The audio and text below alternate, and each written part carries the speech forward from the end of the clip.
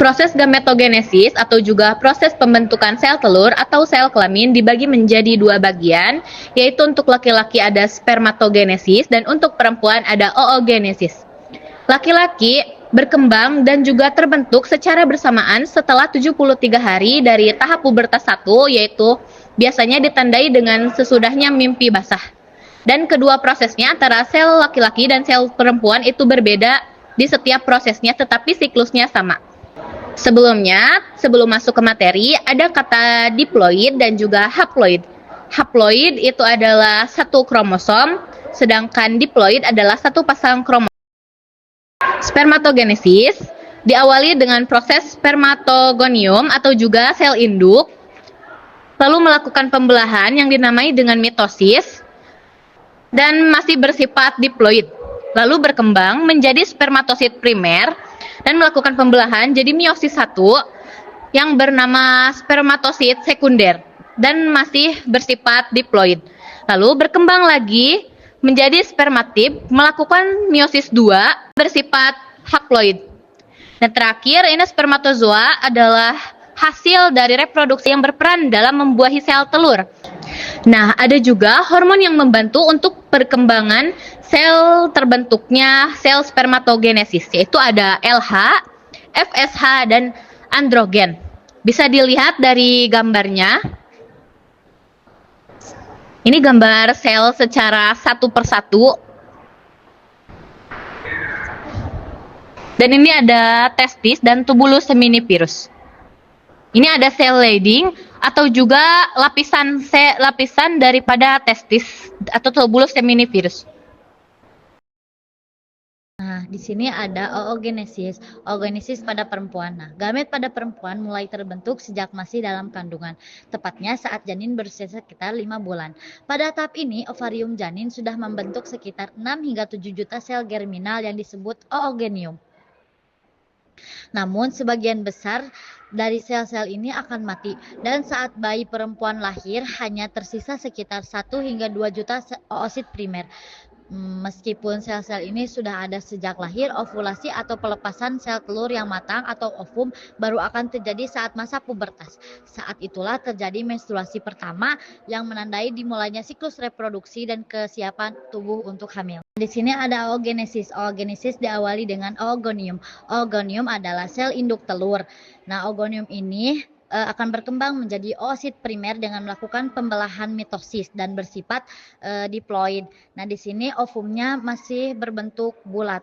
Nah, oosit primer akan berkembang menjadi oosit sekunder dengan melakukan pembelahan meiosis 1 dan masih bersifat diploid, dan ovumnya sudah mulai membesar. Nah, di oosit sekunder ini di sini akan ada dua pembelahan, ada yang ke badan kutub dan ke ootid. Nah, melakukan meiosis dan dengan melakukan pembelahan meiosis 2 dan sudah bersifat haploid juga. Nah, di badan kutub ini akan melakukan dua pembelahan lagi, ada badan kutub 1 dan ada badan kutub 2. Nah, di ootid juga akan ada dua pembelahan, yaitu ada badan kutub 3 dan ovum, dan hasil akhirnya ada di ovum. Nah, ovum ini jika terjadi fertilisasi akan ada pembuahan, sedangkan badan kutub 1, 2, dan 3 serta ovum yang tidak terjadi fertilisasi akan meluruh menjadi menstruasi. Siklus fertilisasi di setiap fasenya.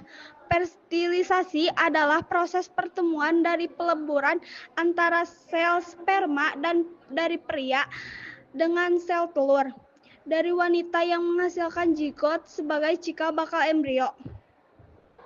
Setelah ovum dibuahi sperma, ovum akan berkembang ke tuba Fallopi dan terbentuk sebagai zigot dari sel telur dan sperma. Zigot lalu bergerak ke rahim atau uterus. Selanjutnya juga ada lapisan penebal atau pelindung luar sel, yaitu enzim hyaluronidasi dan zona pellucida. Zona pellucida berkembang ke embrio. Embrio akan menjadi penebal dinding endometrium. Proses ini disebut implantasi agar kehamilan berlanjut menempel di dinding rahim.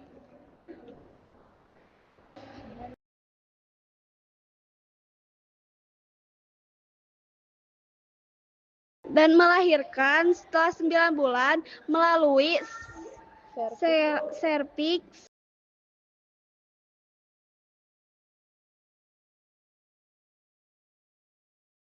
Dimulai dari pertemuan sperma dan ovum, terbentuklah zigot yang mengalami pembelahan terhadap menjadi embrio.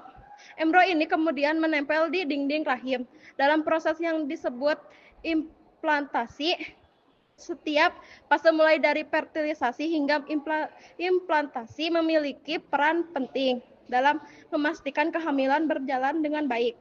Tanpa salah satu tahapan ini, proses kehamilan tidak akan terjadi. Proses menstruasi dan siklus di setiap fasenya terbagi menjadi 4. 1. Menstruasi, 2. Folikuler, 3. Ovulasi, 4. Luteal.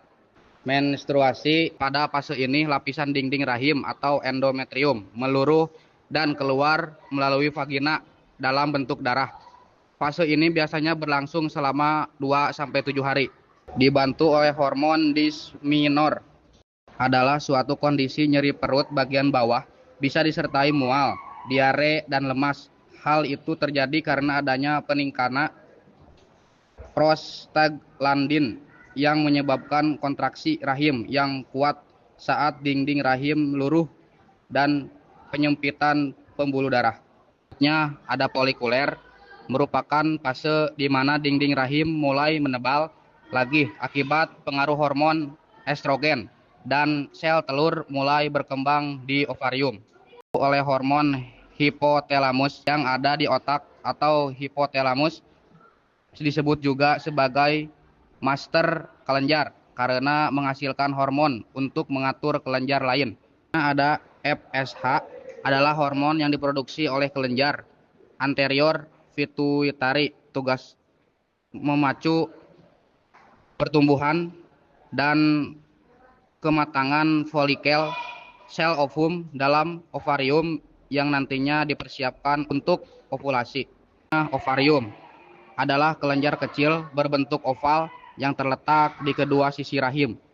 Adalah memproduksi sel telur, ovum, dan hormon reproduksi seperti estrogen dan progesteron yang penting untuk siklus menstruasi dan kehamilan. Selanjutnya, estrogen adalah salah satu jenis hormon seks wanita yang diproduksi oleh ovarium.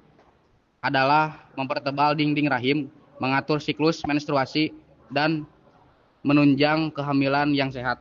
Selanjutnya fase ovulasi. Fase ini merupakan periode paling subur bagi wanita.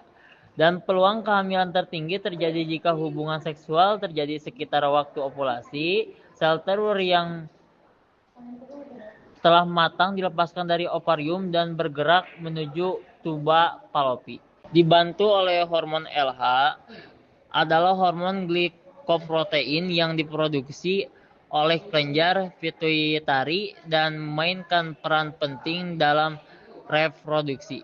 Tugasnya membantu mengatur siklus menstruasi dan memicu ovulasi. Pada fase terakhir adalah luteal.